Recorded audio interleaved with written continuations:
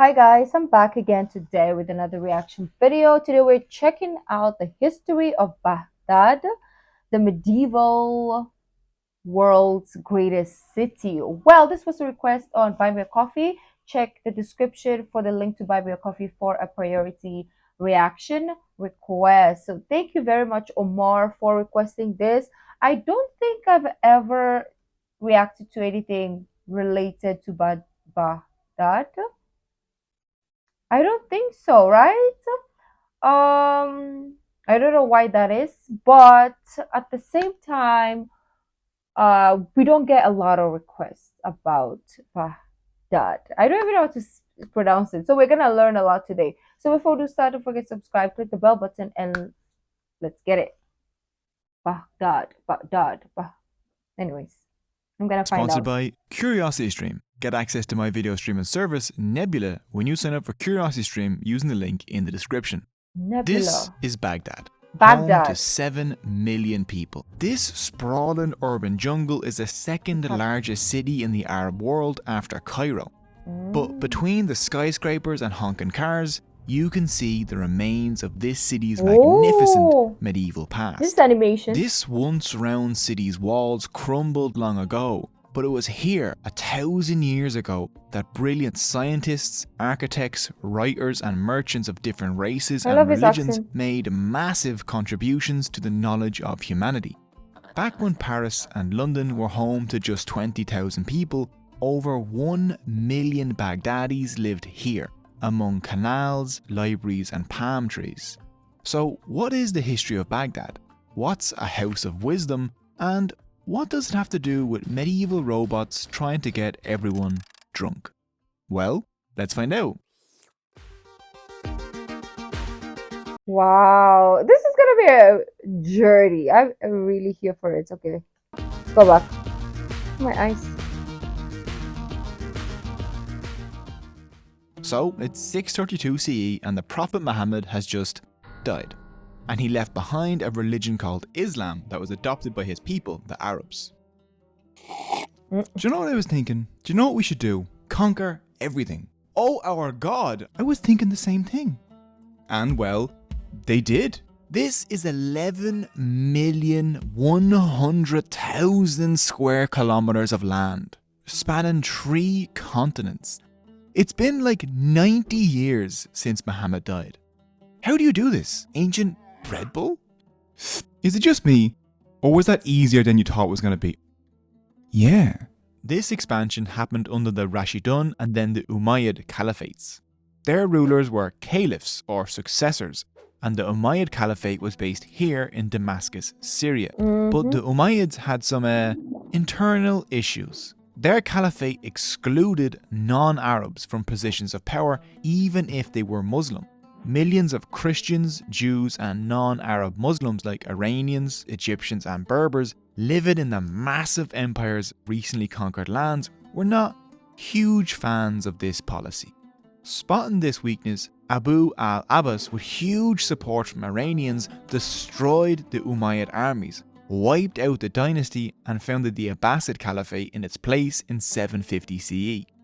The new Abbasid Caliphate needed a capital away from Arabia and Syria and closer to where its power base was, Iran. The second Abbasid Caliph, al-Mansur, located a strategic spot in Mesopotamia that already had a small market town called Suk Baghdad. This town was ancient. It was even mentioned in documents from King Hammurabi's time, around 1750 BCE. Geographically, it was perfect, right in the middle of the trade routes between the Persian Gulf, Armenia, Egypt, Syria, China and the Byzantine Empire. Plus, it was right between the Tigris and Euphrates rivers. Founded in 762 CE, the city went by a few names, like Mandinat al-Salam, the city of peace. But it seems like the old market town's name, Baghdad, stuck. Al-Mansur had the city built in a perfect circle, around 2.7 kilometers in diameter, protected by 3 concentric brick walls and a fancy moat. 2 kilometers? What the? The city had 4 massive gates from which came 4 roads. Each gate was named for the city it faced: Damascus, Basra, Kufa and Khorasan. These I was connected born in Baghdad to the Damascus. world but made it clear that this city was the symbolic center of a new world. In Behind Syria. each gate were 3 arcades lined with markets acting like the arteries of the city. Between these main streets were the residential neighborhoods. At the core of the city was a huge open green space.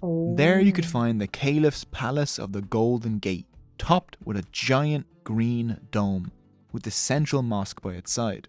The city was surrounded by a network of That looks canals, so beautiful. creating fertile land for agriculture. The city had thousands of fountains and public baths open to everyone. People would walk near the streams, spread out on the grass, and collect fruit and flowers from the That stunning looks like gardens paradise, across the you city. mean? In its large parks, you could see horse racing and polo, or, if you wanted to, you could visit the zoo, displaying lions, elephants, giraffes, and all sorts of wild animals. On the canals, Wow. dotted with palm trees, you could see thousands of gondolas dancing like sunbeams on the water, carrying the inhabitants of the city from one part of Baghdad to the other. And according to legend, the city had no mosquitoes, which is very important because What? 1, mosquitoes are pure evil, True. and 2, malaria, not fun. While a round city looks cool, it only lasted for about 70 years. You see, his palace in the centre was supposed to protect the caliph because there were hundreds of thousands of peasants between the caliph and whoever wanted to kill him. It was like a great wall of peasants. Oh. Which is a great idea until you realise that that also meant once enemy troops took over the city, there was no way for the caliph to escape. Okay, The Great Wall of Peasants is kind of sneaky that way. Sheet of The paper. increasingly busy and chaotic markets inside the walls seemed like a security risk, so the Caliph al-Mansur moved them outside the walls where suburbs were already growing rapidly. Oh. The round city was swallowed up by the thriving suburbs and soon vanished. Oh. Now the whole area was Baghdad. The bricks of the round city's walls were used to build this new growing Baghdad, and it became this cosmopolitan trading hub linking the east and the west. Their ships traded as far as the Baltic to Madagascar Wow. to China. Furs from Russia, African gold, Indonesian spices, Indian steel, silks from China, you could find all of it in Baghdad. They traded so widely that this bronze cross with an Arabic inscription that says Bismillah, which means in the name of God, was discovered in a bog in Ireland, which is a fair bit away from Baghdad. I've seen Between that the years 900 and 1000 of the Common symbol. Era, the city reached A lot. 1 million inhabitants, making it the world's largest city, truly the metropolis of its time. And Baghdad peaked under the rule of its most famous caliph, Haroon al-Rashid. Haroon was the son of the third caliph, al-Mahdi, His by animations one of are his wives, amazing. al-Khazuran, who is a fascinating woman, by the way. Al-Khazuran was a slave given to al-Mahdi by his father. At the time, many of the concubines of nobles were well educated. Some learned writing, poetry, music, dance, history, philosophy, and science. Al-Mahdi fell madly in love with Khazuran. Oh, She convinced wow. him not only to free her from slavery, but also to make her his official wife. Love and is she used blind. this to build considerable power. I mean, She sat with her husband at Not court, in which was unusual at the literally, time, but and met with his ministers behind the scenes. metaphorically. She discussed state business with generals and foreign diplomats and managed the empire's administration. She Damn. made sure her sons, Musa al-Hadi and Haroon al-Rashid, were placed ahead of the caliph's other sons Oh, as heirs wow. to the empire. She used her wealth to fund canal building in Baghdad, and it is said that a quarter of the city was named after her. She built wells and shade-giving trees along pilgrimage routes to Mecca, Oh, and on one nice. of her own pilgrimages, she bought the house in which Prophet Muhammad was born and turned it into a mosque. You can still go Oh. see it today, but it's a library now. Oh. Al-Mahdi died suddenly in 785 CE, which threw the empire into chaos. Oh, no. But Khazuran took control of the situation and secured a smooth transition of power to her older son, Musa al-Hadi. She stopped a military rebellion and had all of the military officers and court officials swear allegiance to her son, who wasn't even in Baghdad yet. And how does al-Hadi repay his mother? He gets jealous of her power, tries to push her out of political life, publicly humiliates her several times, and some sources say he even tried to have his own mother poisoned. Oh, evil. After a year of ruling, at 24 years old, al-Hadi died. That's what you of get poisoning. by the So, mom. be nice to your mother. The new Revenge. caliph, Haroon al-Rashid, adored his mother. When Hazuran died in November of 789, Haroon helped carry her body barefoot through the mud on a rainy day as a sign of respect for the woman behind the reign of 3 caliphs. During his reign, Haroon fought off invasions and rebellions to maintain his empire that spanned from India to North Africa. He forced the Byzantine Empire to pay him tribute, and during his reign, wealth poured into Baghdad. He was helped by the fact that the Abbasid military made a lot of improvements on the battlefield. From little things like adopting the stirrups in cavalry which attached the rider to the horse, to the use of naphtha, a refined version of petroleum used in fire-based warfare. They developed these fire grenades called naphtha shells to throw at the enemy, and a section of the Abbasid army were called naphtha firemen, archers that specialised in flaming arrows, who, very wisely, wore fireproof suits that let them rush into the cities and castles that they had just set on fire. They also had a camel-based ambulance corps. This line is just in here because I liked it. They're camels. They're the llamas of the desert. The Abbasids oversaw a global network of merchants, spies, and diplomats stretching from France to China. Haroon al-Rashid once sent gifts to the Holy Roman Emperor Charlemagne. These gifts included silks, spices, books, and Abul Abbas, who was an elephant. Getting the elephant to France was probably pretty difficult, but once it arrived, Charlemagne was obsessed. Oh wow, really? Legend says he took Abul Abbas to battlefields and on travels, and when Charlemagne died, his remains were wrapped in a silk with an elephant print, which is just adorable. I know, right? Haroon and Charlemagne sent each other a lot of gifts and bonded over their shared hatred of the Byzantine Empire. Haroon actually wrote a fairly sassy letter to the Byzantine Emperor that Haroon I is sassy love. as fudge. It says, "The least of the territories ruled by the least of my subjects provides a revenue larger than your whole dominion." Haroon was a great patron of the arts. Under his rule, Baghdad was full of artists, scholars, and poets from 3 continents. This is how Haroon al-Rashid ended up in one of the greatest pieces of literature of all time, Alf Layla wa Layla, or the 1000. Maybe we can find some here. We'll see. Or I the still have to 1001 Nights, or read Arabian Nights. The 1001 Nights is a collection of folk stories. The story of its origins say that an Iranian king called Scheherazade marries a woman and then she cheats on him. And so, he murders her. He marries many more times, but he has trust issues now, and so he kills every single one of his new brides. Oh my gosh, what? Side note, therapy did not exist yet. He then marries a woman called Scheherazade. On the first night after their marriage, she tells him a story that ends in a cliffhanger that she will only finish the next day. She does this for 1,000 nights and a night. The stories interest King Shahryar so much that he doesn't kill her. And they also make him wiser, less murdery, and make him fall deeply in love with Scheherazade. And they live happily ever after. She was fine with all of the previous murder apparently. Because Scheherazade told so many tales, it was easy for anyone to add or subtract stories to the collection. Aladdin, Sinbad the Sailor, and Ali Baba and the 40 Thieves are all tales from this book that were added at a later point. Some of the major protagonists of 1001 Nights are Haroon al-Rashid and his vizier Jafar. Yeah, this is the Jafar that inspired Aladdin, the Disney villain. The real Jafar actually... talking about Jafar, this is right here.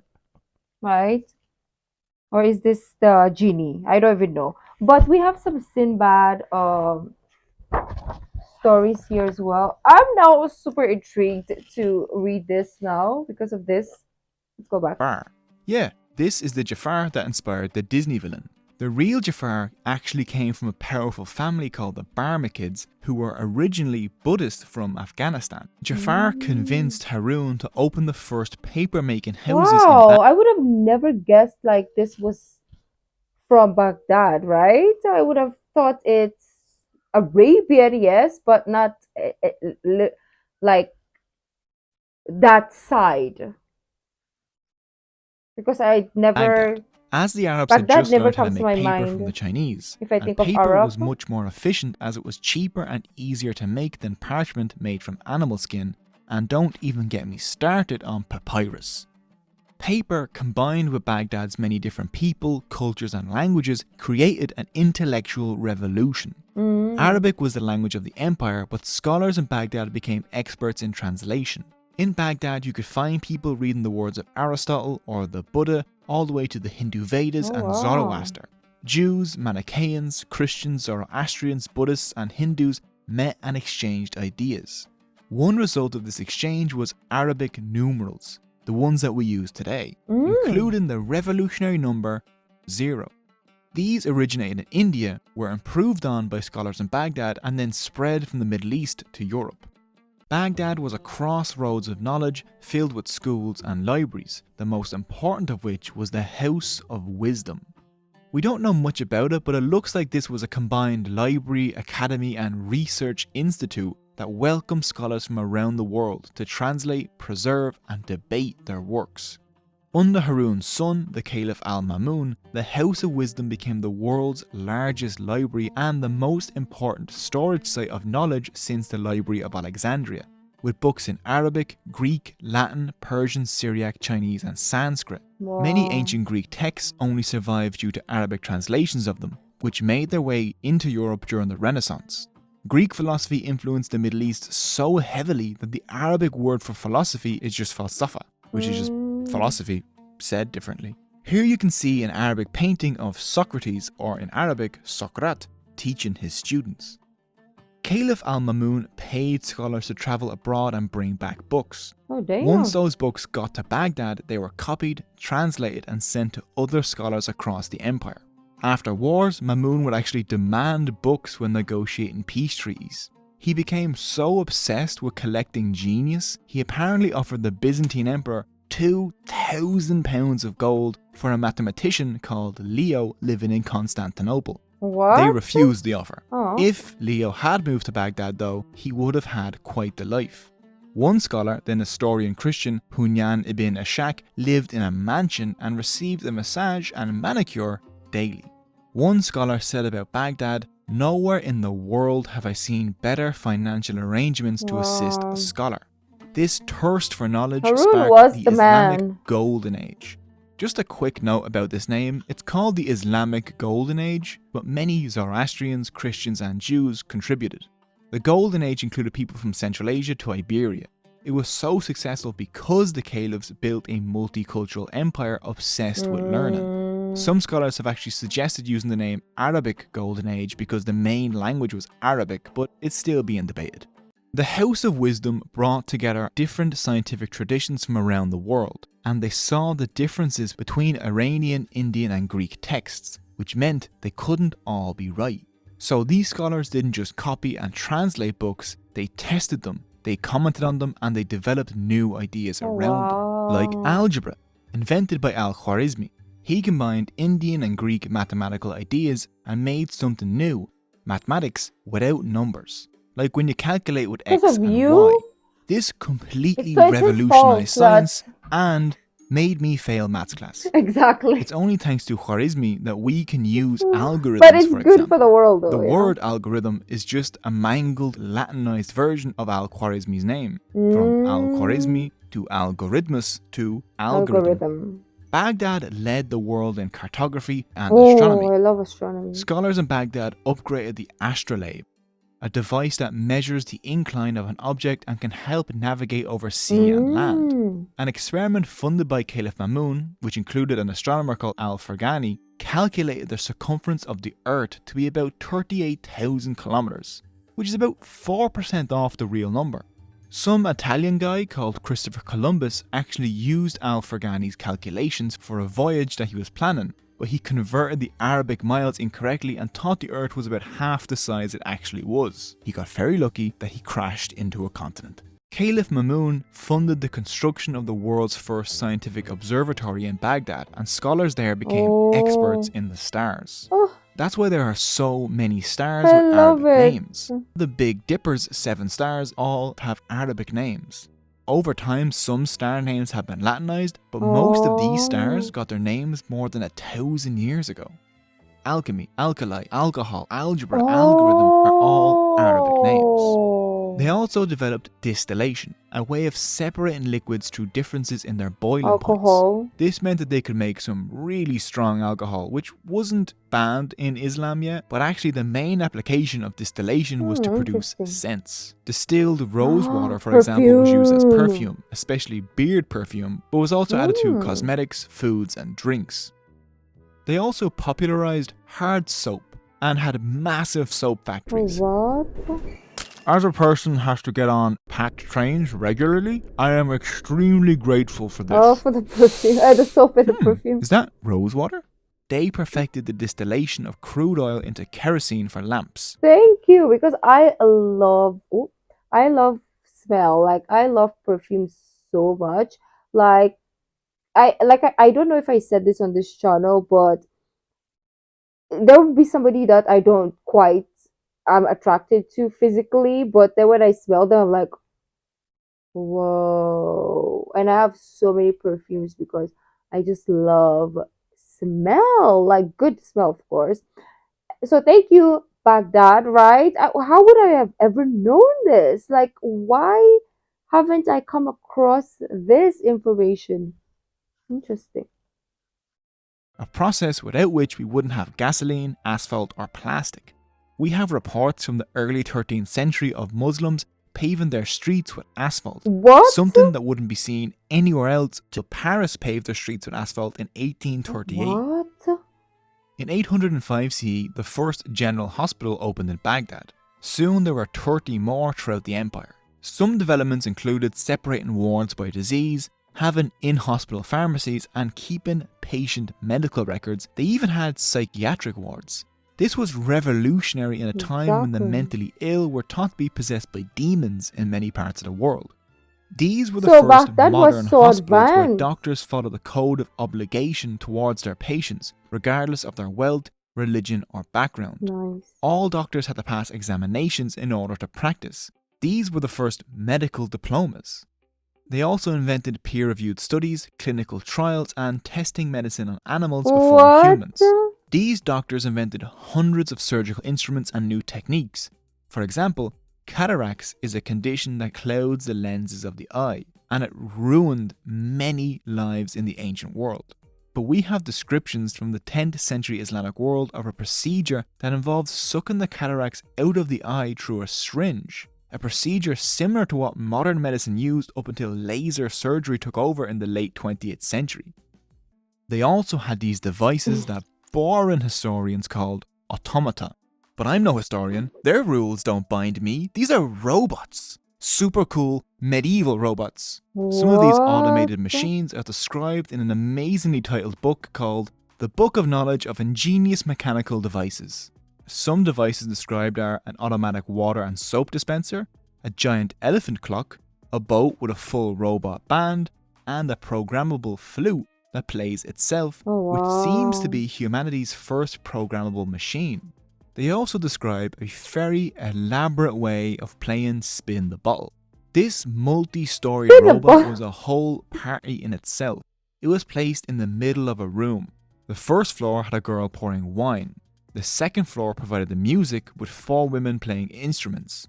The third floor was the entertainment, a male dancer, and at the top was a horseman carrying a lance. He would spin round, and every 20 minutes the horseman would stop. The lucky person that ended up in front of the lance would drink the whole liter of wine that the first robot girl was pouring. This just sounds like a really fun party to me.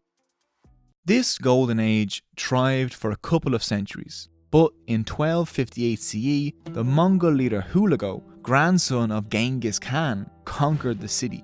They burned it down, destroyed the House of Wisdom, massacred the population, and killed the caliph. Oh Legends say that no. the Tigris River ran red with the blood of the city's citizens, and then afterwards it ran black with the ink of its libraries.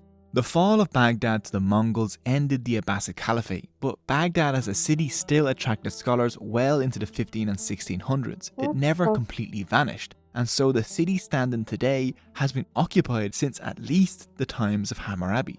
Today, little of what the Abbasids built remains. One of the few survivors is the Great Mosque of Samarra, which gives us a glimpse of what they were capable of. Baghdad and most of Iraq would go on to be conquered by the Ottomans and then colonised by the British Empire. The city was chosen to be the capital of the Republic of Iraq in 1958. Terrorism and a decade-long occupation by the United States military hmm. have destroyed much of the city. But today, in a recovering Baghdad, you can still walk down Mutanabi Street, a 1,000-year-old street dedicated to booksellers and readers, and Oh take part in Baghdad's ancient obsession with no. sharing knowledge. Sharing knowledge is so important that Cogito and a bunch of our creator friends got together and made Nebula, a Streamy nominated video streaming service where you can watch some of the best educational content ad-free. If you're a subscriber, then you could have watched this video Is ad-free it days done? before it was on YouTube. On Nebula, videos don't have to compete to succeed in an algorithm that pushes clickbait and cheap content. Instead, creators can focus on producing high-quality, educational one called Hidden Germany. Yeah, it's done. Wow, thank you for the request. This was a very interesting.